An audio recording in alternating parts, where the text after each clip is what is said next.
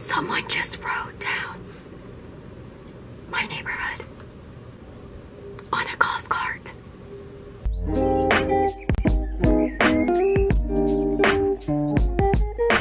Hey guys, it's me, Dreams Out Loud here, and sorry if my voice sounds weird. I'm sick because it's that time of year.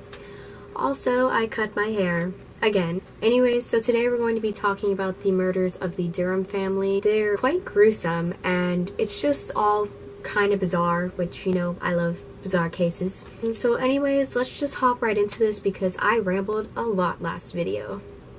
Okay, so this time I actually have notes written down on a notebook. Hopefully this will be better. I did more research. Okay, so to give you guys a little bit of a backstory on this case, it involves Bryce Durham, who is 51 years old, Virginia Durham, who is 46 years old, and Bobby Jo Durham, who is 19. They also had another daughter. Her name was Ginny, sorry if I butchered that, but she had already moved out and was living with her husband. So their former trial judge, Phil Ginn, was actually friends with the son, Bobby Jo, and he described Bryce Durham as being kind of well reserved.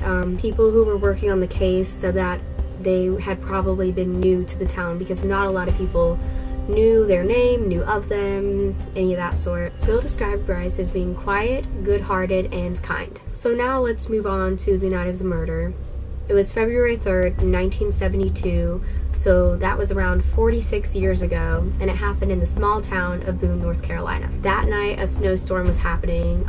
That'll come into some of what happens later in the story, but just letting you know, a snowstorm was happening, and it was pretty bad. Troy Hall, the husband of Ginny, their daughter, had received a phone call earlier that night from Virginia saying that her husband and her son were being held in the other room by some men.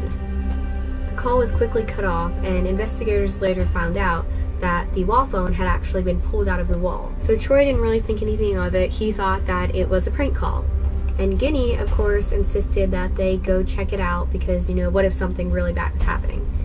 So they go outside, and Troy is having trouble getting his car to start in the snowstorm. So their neighbor, Cecile Small, which, believe it or not, was actually a private detective, decided to drive them to Ginny's parents' house. So they arrive at the house, and Cecile Small and Troy go inside the house while Ginny stays in the car, and that is when they find Bryce, Virginia, and Bobby Jo murdered. Their heads had been dunked in a bathtub full of water, and their hands were tied behind their backs, and they had rope around their necks. So immediately they go over to the neighbor and they call 911. So of course they found the rope burns on the victims. When they did an autopsy to figure out how they all had died, Virginia had been strangled to death, and Bryce and Bobby had been strangled, but their ultimate cause of death was drowning in the bathtub of water. Investigators quickly ruled out a botched robbery because if it had been a robbery, there was a bank deposit found on the ground, and, you know, even if they had to leave quickly, they could have just picked the bank deposit up and left. Also, 10:50 was when the phone call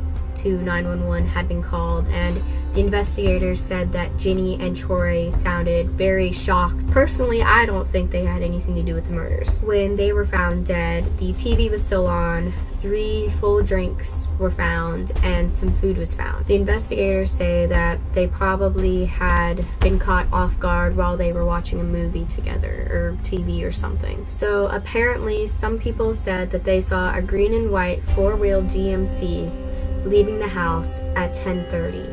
So whoever was in that car must have been the murderers. 2 hours later, the car was found on the side of the road, still running, and it had been abandoned, obviously. The car was actually from Bryce's dealership. He had taken his family home in the car because the weather was so bad. He just grabbed whatever car he could and took his family home. They did not find any valuable stuff from the Durham's home, but they did find silverware in there, which is kind of odd.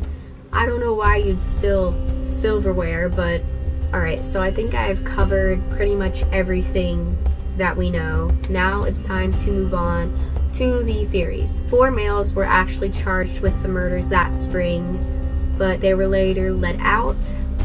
There wasn't much known about that. Investigators haven't really talked much about, you know, why they were charged with the murders or anything. So one of the popular theories at the time was that Bryce had revealed a car scam from this car dealership in Scurry County, where basically they had been rolling back cars miles before selling them. But one of the investigators on the case, quickly said this doesn't have a lot of information behind it, so it can't really be a plausible reason as to who or why they were killed. Now, one thing that investigators quickly found out was that the way they were killed was almost in a military way.